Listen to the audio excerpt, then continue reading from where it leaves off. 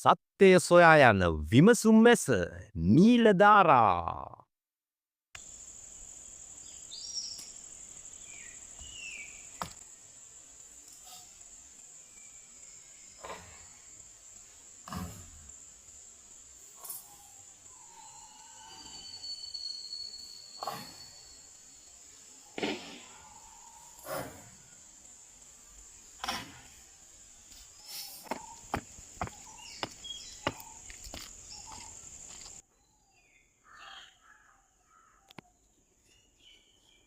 සිලනි ලෙලෙනා මල්සේ දරපා අප පාසැල් ගිය කාලේ යාකෝ අද නැත වෙන අය එළියට කාලය නැ වෙනසක අරුමේ කාලේ ඉතාමත් ප්‍රබල ලෙස වෙනස් අරුමයන් නිර්මාණය කරනවා.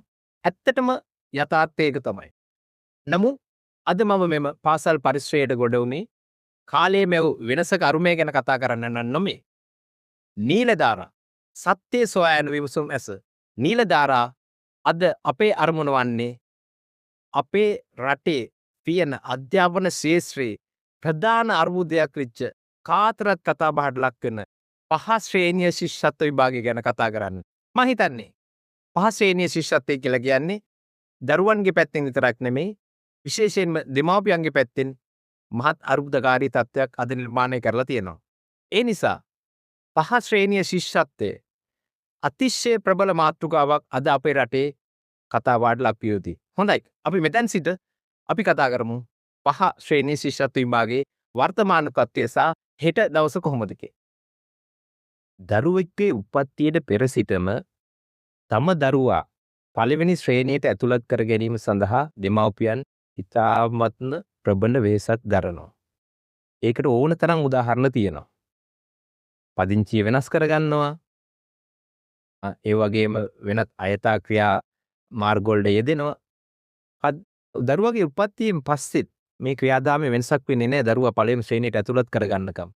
කෙසේ හෝ මෙම තරඟයට මුහුණ දීලා පළවෙනි ශ්‍රේණියට සුදුසු පාසලකට ඇතුළත් කරගන්න දරුවා තමන්ගේ ජීවිතේ කඩේමන් සඳහා පැමිණෙන්නේ පහ ශ්‍රේණියේදී. පහ ශ්‍රේණිය තමයි දරුවෙකු මුහුණ දෙන පහ ශ්‍රේණිය ශිෂ්‍යත්ව විභාගයට පෙනී සිටින්න. ඒ නිසා පහ ශ්‍රේණියේදී දරුවා මුහුණ දෙන ශිෂ්‍යත්වයේ තුලින් තමන්ගේ අනාගතය සඳහා සුදුසු පාසලක් පහසුකම් සහිත පාසලක් ජනප්‍රිය පාසලක් තෝරා ගැනීම සඳහා කඩයිමට ලං වෙනවා. මෙන්න මේ නිසා ශිෂ්‍යත්ව විභාගය ඉතාමත් වැදගත් වෙනවා ඕනෑම දරුවෙකුගේ අනාගත ජීවිතේ තීරණය කිරීම සඳහා. අන්න ඒ නිසයි මෙම තරංකාරී විභාගය දෙමව්පියන්ටත් ඒ වගේම පවුල්වල සෙසු ඥාතීන්ටත් හිසරදයක් වෙලා තියෙනවා. මේකට සුදුසු වෙනස්කම් ප්‍රතිසංස්කරණ ඇති කරන්න විවිධ කාලවලදී විවිධ රජයන් විසින් උත්සාහ දැරුවා. වර්තමාන රජයේ ප්‍රධාන අවශ්‍යතාවයක් වෙලා තියෙන මේ අධ්‍යාපන ප්‍රතිසංස්කරණ තුලින් පහ ශ්‍රේණිය ශිෂ්‍යත්ව විභාගයට සුදුසු විසඳුමක් හොයා දෙන්න. තාමත් එය සාකච්ඡා මට්ටමේ පවතින දෙයක්. අපි බලමු ඇත්තෙන්ම ශිෂ්‍යත්වය කියන වචනයට අනුකූල වන ආකාරයටද මේ ශිෂ්‍යත්ව විභාගය පවතින්නේ. ශිෂ්‍යත්වය කියන වචනේ මුඛ්‍ය අරමුණ ඇත්තෙන්ම අඩු ආදායම්ලාභී දරුවෙකුට තමන්ගේ ඉදිරි අධ්‍යාපන කටයුතු කරගෙන යාම සඳහා කිසියම් මූල්‍යමය ආධාරයක් ලබා දීම වුණත් පහ ශ්‍රේණියේ ශිෂ්‍යත්වයේ අද මුඛ්‍ය පරමාර්ථය වෙලා තියෙන්නේ එයමත්ම නොවේ. එනම් දරුවෙකුට 6 ශ්‍රේණියේ සිට වඩා ජනප්‍රිය සුසුකම් සහිත පාසලක් තෝරා ගැනීම සඳහා පොර පිටියක් සකස් කර ගැනීම මෙම ශිෂ්‍යත්ව විභාගයේ අද මුඛ්‍ය පරමාර්ථය බවට පත් වෙලා තියෙනවා. වයස අවුරුදු 10ක් වගේ කුඩා මනසක් තියෙන කුඩා වයසක ඉන්න දරුවෙකුට දැඩි පීඩාකාරී විභාගයක් බවට පත් වෙලා තියෙනවා මෙම ශිෂ්‍යත්ව විභාගය. ඒ විතරක් නෙමෙයි දෙමව්පියන්ගේ එදිනෙදා ජන ජීවිතයට දැඩි පීඩාකාරී තත්ත්වයක් මතුවලා තියෙනවා මේ ශිෂ්‍යත්ව විභාගයේ. පාසල් වල ඉන්න ගුරුවරුන් දැඩි තරංකාරීත්වයක් ඇපිලා තියෙනවා මෙම ශිෂ්‍යත්ව විභාගයේ. ඒ සියල්ලටම පිටිපස්සෙන් ගිය විශාල කළුකඩ ආර්ථික මේ ක්‍රියාදාමයක් දෝනවා ශිෂ්‍යත්ව විභාගයේ තුදී. මොකද හවස පාසල ඇගලා හවස ගෙදර යන්නේ නැහැ දරුවා කෙලින්ම යන්නේ ටියුෂන් එකට. රෑ වෙනකන් ටියුෂන්. 4 ශ්‍රේණියේදී 5 ශ්‍රේණියේදී ටියුෂන් පටන් ගන්න ශිෂ්‍යත්ව විභාගයට. මේ නිසා අදාළ වයසේදී දරුවා ගත කරන්න ඕනේ ළමා කාලේ දරුවාට අහිමි වෙලා තියෙනවා. මේක අද කවුරුත් කතා කරන මාතෘකාවක්. මේ නිසා ශිෂ්‍යත්ව විභාගයේ වඩාත් ප්‍රායෝගික වන ආකාරයට දරුවෙකුගේ අනාගතේ සකස් කර දෙන ආකාරයට වෙනස් විය යුතුයි කියලා තමයි අද කාතරත් කතා බහට ලක් වෙලා තියෙන්නේ. ඇත්තෙන්ම සෑම රජයකම අරමුණ උනේත් මේක මේ වඩාත් කායික ආකාරයට වෙනස් කරන්න ඕනේ කියලා. අපි දන්නේ නැහැ සාකච්ඡා මට්ටමින් තියෙන මේ ශිෂ්‍යත්ව විභාගයේ කොයි ආකාරයට හෙට දවසේදී වෙනස් වෙනවද කියලා. විශේෂයෙන්ම අපි කරුණු සොයා බැලීමේදී අපිට සොයා ගන්නට පුළුවන් වෙනවා 2028 වසරේ. අපි ඉන්නේ මේ 2026 27 අවුරුදු වලදී මේ පවතින ආකාරයටම ශිෂ්‍යත්ව විභාගය පවතිනවා. 2028 වසරේදී තමයි ප්‍රතිසංස්කරණයක් වෙනවා නම් අධ්‍යාපන ප්‍රතිසංස්කරණ තුළ ශිෂ්‍යත්ව විභාගයට අලුත් මුහුණුවරක් හඳුන්වා දෙන්නේ. මේ හඳුන්වා දෙන අලුත් මුහුණුවර මොකක්ද? මෙම නව අධ්‍යාපන ප්‍රතිසංස්කරණ වලට අනුව ශිෂ්‍යත්ව විභාගය විභාග කේන්ද්‍රීය අධ්‍යාපන ක්‍රමයේ වෙනුවට ශිෂ්‍ය කේන්ද්‍රීය අධ්‍යාපන ක්‍රමය. ඒ කියන්නේ විභාගයේම මුල් කරගෙන ශිෂ්‍යත්වය තීරණය නොකර දරුවාගේ දක්ෂතා පාසල් පැමිණීම විවිධ බාහිර ක්‍රියාකාරකම් වලටත් ඇගයීමක් කරමින් දරුවාගේ ඉදිරි පියවර ඉදිරි කඩේම සකස් කර දීම තමයි මෙම නව ශිෂ්‍යත්ව ක්‍රමය තුළ සාකච්ඡාවට භාජනය කරන කාරණය වෙන්නේ. ඒ කියන්නේ 40ක 50ක විතර ලකුණු ප්‍රමාණයක් මෙම බාහිර ක්‍රියාකාරකම් වලට එකතු වෙද්දී දරුවාගේ අධ්‍යාපනයේ පැත්තට තාර්කික පැත්තට විඥානය තුළින් ලබා දෙන ප්‍රශ්න පත්‍රයට 40ක 60ක පමණ ප්‍රමාණයක් ලබා දීම තමයි අදහස් වෙලා තියෙන්නේ. මම හිතනවා මේක ඉතාමත් වැදගත් මාතෘකාවක් කියලා. මොකද මෙම தත්ත්වය තුළින් දරුවාට ශිෂ්‍යත්ව විභාගයට මෝන වීම අනිවාර්ය කාරණයක් නොවන පරිදි සකස් කරන්න තමයි උත්සාහ කරන්නේ. ඒ කියන්නේ ශිෂ්‍යත්ව විභාගයේ දරුවාට අනිවාර්ය නැහැ. නමුත් දරුවාගේ ඉදිරි පියවර ඉදිරි කඩේම ලබා ගැනීම සඳහා ශිෂ්‍යත්වයේ වැදගත්කම පමණ ශිෂ්‍යත්ව විභාගය තුළින් ලබා දීම තමයි මෙහි අරමුණ වෙලා තියෙන්නේ. මෙම ක්‍රියාදාමයන් දෙක තුළින්ම 5 ශ්‍රේණිය ශිෂ්‍යත්ව විභාගයට ඉදිරිපත් වන දරුවාට මෙතනින් එහාට 6 වෙනි ශ්‍රේණියේ සිට අධ්‍යාපනය ලැබීමට වඩාත් පහසුකම් සහිත පාසලක් තෝරා ගැනීමේ ක්‍රියාවලියකමයි ආරම්භ වන්නේ. මෙහිදී මෙම ප්‍රතිසංස්කරණ වලට අනුකූලව යෝජනා වෙලා තිබෙන්නේ ළඟම පාසල හොඳම පාසල සහ පොකුරු පාසල් තුළින් ප්‍රමුඛ පාසලක් තෝරාගෙන ඒ ප්‍රමුඛ පාසලට සහ පොකුරු පාසල් වලට දරුවාව යොමු කිරීම. මෙහිදී නම් ඉතාමත්ම සංකීර්ණ ක්‍රියාදාමයකට මුහුවන්නට සිදුවන බව නම් නොරහසා. එමෙන්ම භූගෝලීය පදනම මත පොකුරු පාසල් ක්‍රමයේ තුල ප්‍රමුඛ පාසලක් ඉදිකිරීම තුලින් ඇත්තෙන්ම මෙම අවුරුදු 2-3ක ක්‍රියාදාමයේ තුල අවශ්‍ය භෞතික සහ මානව සම්පත් කොපමණ ප්‍රමාණයක් මෙම පාසල් පද්ධතිය තුලට ඇතුළත් කළ හැකිද කියන මාතෘකාව සාකච්ඡාවට භාජනය විය යුතුයි. මේ ඊටම ප්‍රබල ලෙස සැලකිලිමත් විය යුතු කාරණයක්.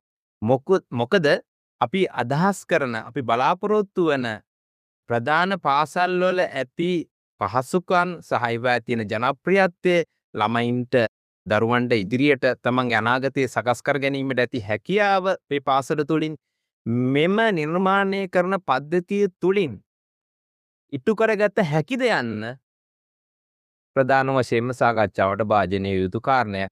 මොකද අපේ රටේ සෑම දිස්ත්‍රික්කයකම බාලක බාලිකා වශයෙන් දැනටමත් සියලු පහසුකම් සහිත ප්‍රධාන පාසල් බොහොමයක් තියෙනවා. ඒ නොරාසක්. ඒකින් මෙම පාසල් භූගෝලීය පදනම මත නම් මෙම පාසල් වලට දරුවන් එන්නේ ඇත්තෙන්ම ඒ ප්‍රදේශවල ඉන්න දරුවන්ට තමයි මේ පාසල් වලට යෑමේ හැකියාව ලැබෙන්නේ. අනුරාධපුරේ ඉන්න ළමයෙකුට කොළඹ ආනන්දයට එන්න තියෙන අවස්ථාව මේ තුනේ නැති වෙලා යනවා. මෙන්න මේක මං හිතන්නේ මේ ප්‍රතිසංස්කරණ තුල සාකච්ඡාවට භාජනයේ නොවන්නේ ළඟම පාසල හොඳම පාසල බවට පත් කර ගැනීමේ අරමුණින් නම් මෙම ප්‍රමුඛ පාසල් ළඟම පාසල් කියන ප්‍රමුඛ පාසල් ඒ ආකාරයෙන්ම පෝෂණීය වන ආකාරයට සකස් විය යුතුයි. මේ ඉතාමත්ම දරෑරුම් කාර්යයක්. කරුණු කාරණා සියල්ල එසේ හේයින් පොදුවේ ගත් කල පහ ශ්‍රේණිය ශිෂ්‍යත්ව විභාගය කියලා කියන්නේ ඍජුව හෝ වක්‍රාකාරයෙන් අපි කාටත් අදාළ වන මාතෘකාවක්. එම නිසා මෙම වැඩසටහන ඔබ නැරඹීමෙන් අනතුරුව මම ඉතාමත්ම ආදරෙන් කාර්නික ඉල්ලා සිටිනවා තවත් කෙනෙකුට මේ වැඩසටහන නැරඹීම සඳහා මේ වැඩසටහන ෂෙයා කරලා දෙන්න කියලා. යෝජිත අරමුණු වල පරමාර්ථය සහ කායිකත්වයේ කෙසේ වෙතත් අපි කරන්න ඕන එකම දේ තමයි මේ පහ ශ්‍රේණිය ශිෂ්‍යත්වයේ තුලින් දරුවා සහ දෙමව්පියන් වැටී තිබෙන මර උගුල දැඩි පීඩාකාරී තත්ත්වය අසහනකාරී මානසික තත්ත්වය මේ තත්ත්වයෙන් දරුවා සහ දෙමව්පියන් මුදා ගැනීම අතිශය අවශ්‍යතාවය.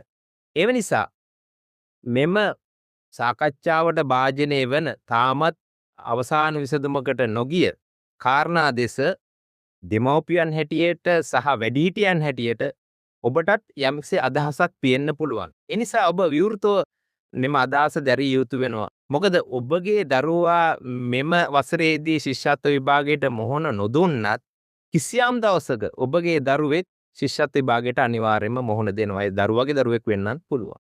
ඒ නිසා එදාට ඔබට මෙය ප්‍රායෝගික වෙනවා. ඒ නිසා මම විශ්වාස කරනවා පැහැදිලිවම පහ ශ්‍රේණිය ශිෂ්‍යත්ව විභාගයේ දැන් පවතින තත්ත්වය වෙනස් විය යුතුයි. ඒ වෙනස් වීම වඩාත් ප්‍රායෝගික විය යුතුයි.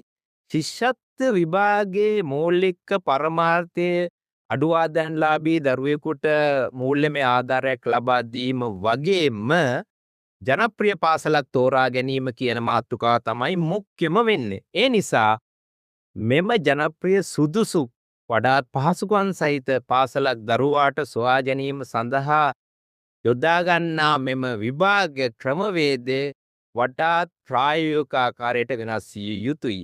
මම හිතන්නේ ඒ සඳහා සියලුම දෙනාගේ අදහස් ලබා ගත යුතුයි. සියලුම දෙනා කියලා මම අදහස් කරන්නේ මේ පිළිබඳ දැඩි උනන්දුවක් දක්වන පාර්ශවයන්ගේ අදහස් ලබා ගත යුතුයි. එසේ නොවුනහොත් අප මේ කලින් සාකච්ඡා කර විවිධ කරුණු ප්‍රායෝගිකත්වයේ දක්වා මේදී විවිධ ගැටලු වලට මුහුණ දෙන්න පුළුවන්.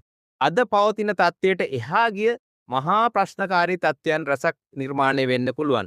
ඒ ඇත්තෙන්ම බොහෝ විට දේශපාලනමය අර්බුදයන් දක්වා ආර්ථිකමය අර්බුදයන් දක්වා දුවන්න පුළුවන්. ඒ නිසා මම විශ්වාස කරනවා අපි මේ වඩාත් ප්‍රායෝගිකව සාකච්ඡා කරමින් දරුවන්ට වඩා සුදුසු දෙමව්පියන්ටත් අනුකූල වන පහල් ශ්‍රේණිය ශිෂ්‍යත්ව විභාගය ලබා දීමේ කටයුතු සූදානම් කළ යුතුයි. එවැනි විභාගයක් සඳහා දරුවා සූදානම් කළ යුතුයි. මේ නිසා නීලධාරා අපේ කණ්ඩායමේ අද අරමුණ උනේ මෙම පහ ශ්‍රේණිය ශිෂ්‍යත්ව විභාගයේ සහ අනාගතයට ඒ සඳහා යෝජිත සාකච්ඡා සහ ප්‍රතිසංස්කරණ අනුව කෙසේ මෙම ගමන් මාර්ගය සකස් විය යුතුද කියලා යන්නයි. ඒ නිසා ඔබගේ වඩාත් වැදගත් අවධානය දෙස යොමු කරලා ඉදිරියේදී දරුවාගේ අනාගතය සකස් කර ගැනීමට යහපත් පුරවැසියෙක් බිහි කර ගැනීමට දරන ව්‍යායාමයට සහභාගී වන්න එකතු වන්න කියලා ආරාධනා කරමින් සත්‍ය සොයා යන විමසුම් ඇස නීලධාරා අදට ඔබගෙන් සමුගන්නවා. තවත් ඉතාමත්ම ප්‍රායෝගික නීලධාරා වැඩසටහනකින් ඔබ හමු වනතුරු ඔබ සැමට ආයුබෝවන්.